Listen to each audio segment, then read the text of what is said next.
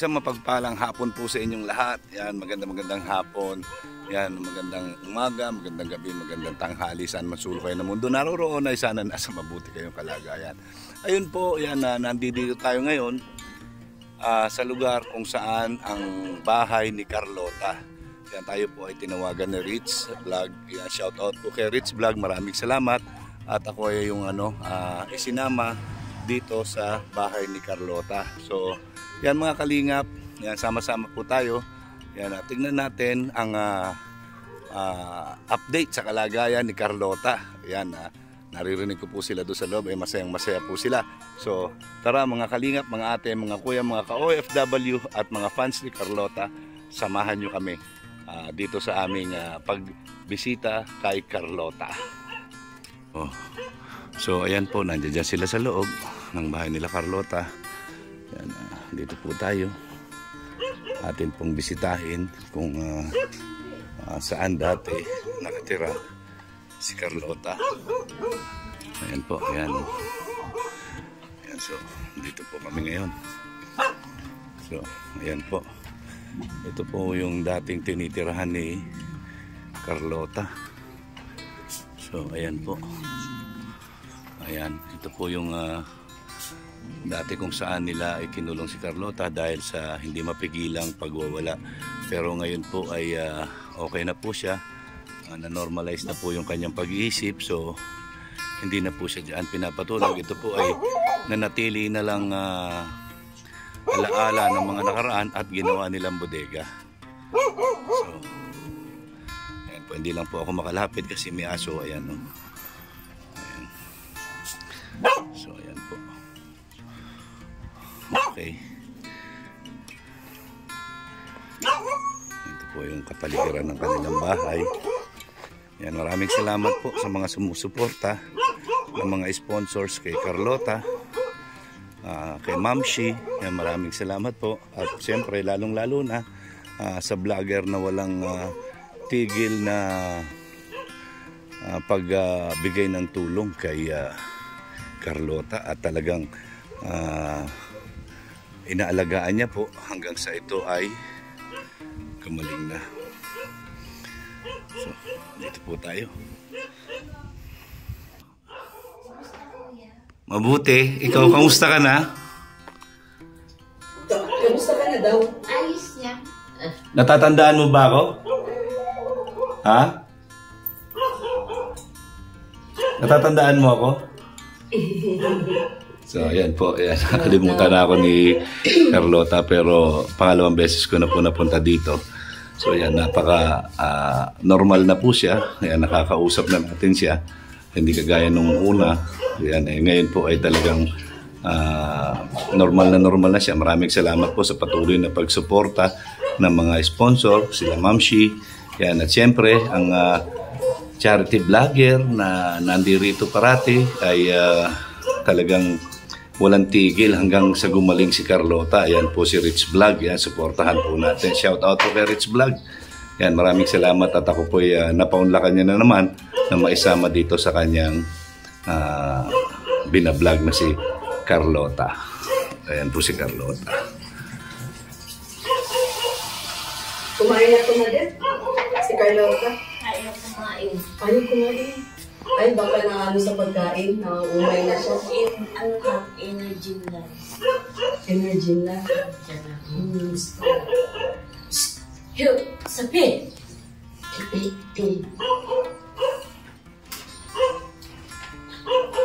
Sinasama mo doon sa sa lakaran sa pinsanin niya. Yan po. Pinablog po na Rich Vlog. Okay ka na, Carlota? Naka-cutix pa yung kamay mo Sino nag-cutix niyan? Si Jai.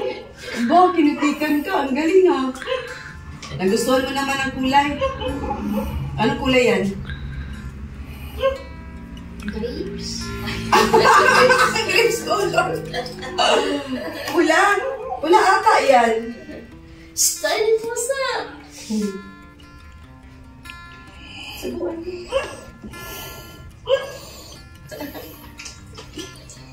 Pares ko yung gusto ng alaga mong pusa. Mahilig sa ano, mahilig sa Nova. Hindi naman siya naglaba. Mother, hindi naglaba. Hindi. Mabuti mother, hindi na nagtatakas. Ano naman? Ay, salamat. Pagka may tao, magtatawag sa akin. Hindi mo pinatingnan, mother, ang Philippine kung anong sira. Ngayon, ay, mahal daw yun. Ay, sabi ko, huwag na yan. Ngayon din. Pwede pa dyan ang yung, ano ay, yung mga, yung second hand na ano. Gusto paggawa ng gano'n. Yung unang sponsor nito kay Carlota, si Sir Eliseo Pubaco. Gusto niya talagang maging si Carlota sa personal, kaya lang anak niya ano siya ni Lord. Ito ulam? Pag nakagusto naman, gano'n kumain. Pag nakaayaw, kapit maski maghapon, ayaw niya kumain. Kaya, tinitipan ko na lang ng energy. Ang alam ko kasi niyan, Mother, may mga times talaga na gano'n. Kasi ang explain na sa akin ni Dr. Esquadra, may times na nagbabago ang, moody ba? Moody. Di ba in-explain ni Dr. Esquadra? Minsan, may ano sila na talagang gusto nilang black kahit ipasok lang sa ano, gano'n. May times din daw na ayaw talaga nilang kumain. Kasi sa gamot ata yan. May mga gano'n. Kasi ganito, pag ayaw niya kumain, kahit yung palang gabi niya, yun palang pampakain, pampatulog. Kaya kung minsan, pag ayaw niya kumain, kung ganda ka hindi na nakain na ako na, binibigyan ko na ng gano'n. Mamaya, nagbubuklat na. Gutom na. Pero pag di ko binigyan siya ng gano'n, kahit maghapon magdamag, siya kakain mo pa. Yung Valpore. Hindi mo kilala? Hindi mo tinanong? Pangalan? Dapat tinanong mo para matandaan mo. Babae, lalaki? Ha? Di na. Kalimot na. Limot na. Anong ulam mo kahapon? Ulam mo kahapon, ano? Isda. Isda. Paborito ko yun, isda. Paborito mo na ngayon, isda? Ha? Paborito mo na ngayon mga isda? Yan, marami kang groceries, oh. Magpa-thank you ka kay Mamsi. Mamsi, thank you. Ngayon ito, Moses. Kailan mo gusto mamasyal? Mamasyal tayo? Ha? Saan mo gusto pumunta? Ay, sa dait. Dait talaga, wish niya. Ano gusto mong kainin? Gusto mo masarap na pagkain? Kapunta tayo sa dait. Alanganin na ang oras. Di na natin maihatid ito pag-uwi. Oh, shit. Saka, Pwede yun sa meron pa. Saka mo meron pa. Meron pa siya. Meron siya. Ano, pagkawala na no? Mabalik ako sa ano, susunod na araw. No? Para mamasyal tayo sa dait. Makain tayo ng masarap. No? Ano gusto mong kainin masarap? May naalala kang pagkain? Ha? Sige na, para hanapin ko sa daig, baka wala doon. Paparlandian mo. May naalala kang pagkain na masarap? Gusto mong kainin? Ano? Adobo. Ay, adobo. Ano pa? Adobong baboy, manok? Manok. Ayaw, di ka lang kaya ng adobong manok. Gusto mo lang ay preto. Ang baboy, gusto mo adobo. Pero mahilig siya sa fried chicken na dyan. Ano? Pag manok, fried chicken. Fried chicken lang. Kinakain ng adobo. Yun lang ang gusto niyang kainin. So, ayan muli, shoutout po sa ating mga new subscribers. At syempre guys, sa mga datihan, Thank you so much. Sa mga Carlota fanatics dyan, sa mga nagko-comment po na walang vlog kay Carlota, minsan guys, di tayo nakakapunta. Gawa ng iba ang panahon ngayon. Ang bagyo, init ulan. Pangalawa, nagka-asma pa ako ng araw. Yan po, na-witness nyo kung gano'n nakatino si Carlota. Hindi na po siya kagaya nung dati. Ayan, patuloy pa rin po pagbablog ni Rich Vlog at yan ang dapat natin tularan na hindi tinitigilan ang kanyang beneficiary hanggang hindi sa gumaling. Ayan na mga kalingap, mga ate, mga kuya. Ito po si Ma'am Shia, ang isa sa mga nag-sponsor po kay Carlota. Yan, sa wakas nagkita na sila ng personal at nakita niya mismo kung ano yung dating tinitirahan ni Carlota. Ma'am Shia, ano pong masasabi mo ngayon? Ngayong nakita mo yung actual na tinitirahan dati ni Carlota at ngayon nakita mo na ng personal si Carlota. Shocking po kasi akala ko mahaba yung malaki. Eh dito lang pala siya umiikot-ikot. Kawawa talaga. Opo. Kawawa talaga yung kalagayan pala niya. So ngayon pong nakita niyo siya? Masaya po. Masaya? Masaya. Ayan. Salamat po at maraming salamat talaga sa inyo dahil patuloy niyo pong sinusuportahan si Rich Vlog para mabigyan ng karampatang lunas si Carlota. Yan po si Ma'am C, mga kalingap, mga ate, mga kuya na patuloy pong sumusuporta kay Rich Vlog. Kaya suportahan po natin, wag po nating pababayaan. I-follow po natin sa lahat ng mga hindi pa nakasubscribe. Rich Vlog po. Yan.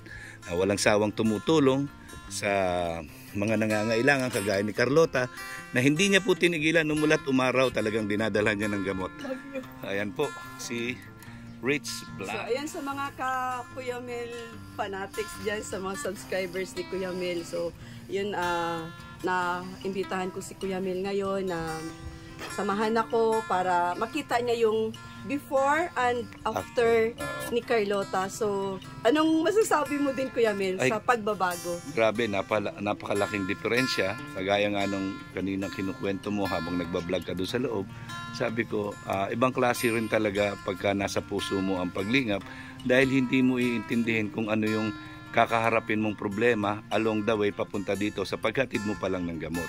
Kagaya na sinabi mo, nagbangka ka lang, hindi mo masabi kung ano yung disgrasya na haharapin mo. Basta ang importante sa'yo, ang nasa isip mo, maihatid mo yung gamot para malunasan si Carlota. Yun. Hindi ko iniisip na kung ano mayari sa akin sa bangka at that time is bagyo pala. Kaya nga. Ulan, araw, sacrifice, kaya makapaglingap lang. Napakabuti ng puso mo. Yan ang tatak kalingap, tatak Bal Santos. Oo, syempre, nang dahil kay Kuya Bal, kumbaga, napanindigan talaga natin yung ating duty na being a Kalinga partners, no? Kasi meron nagsasabi, di ba? Ano yung sinasabi? Iniiwanan na lang daw na mahirap pa din. Oo. Yan.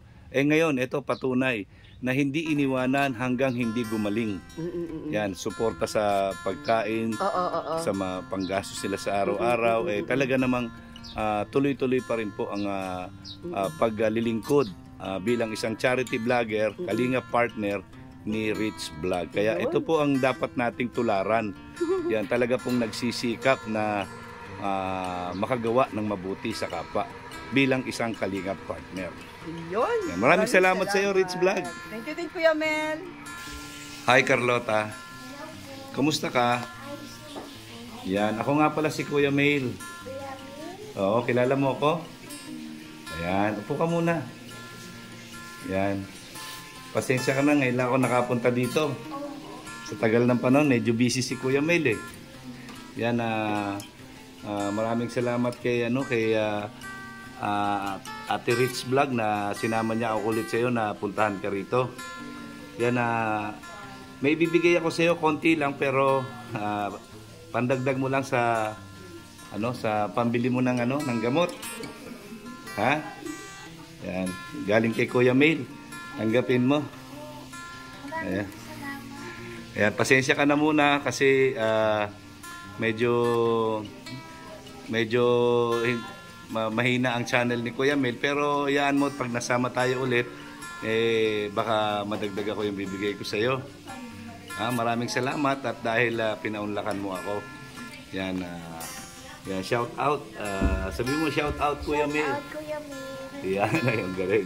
Nakita niyo po, ayan po si Carlota ngayon, napakaganda at lusog niya na ngayon at masasabi nating successful po yung ginagawang paglingap ni Rich Vlog. Yan. Maraming salamat po sa inyong lahat. Maraming salamat, Carlota.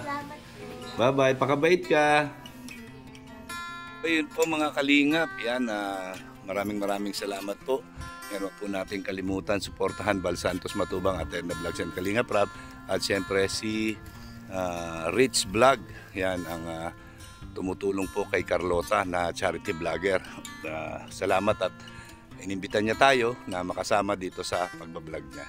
Yan, at pinagbigyan niya tayo na makapag-vlog din kay Carlota. Yan, maraming salamat po. At siyempre, sa Team BSM, suportahan po din natin. Yan, maraming salamat po. Ang laging sinasabi ni Kuya Mel, ang gumagawa ng mabuti sa kapwa ay pinagpapala. Mabuhay po tayong lahat ng naaayon sa kalooban ng Panginoon. Magandang hapon po sa inyong lahat at I love you 3 times a day. Bye-bye po!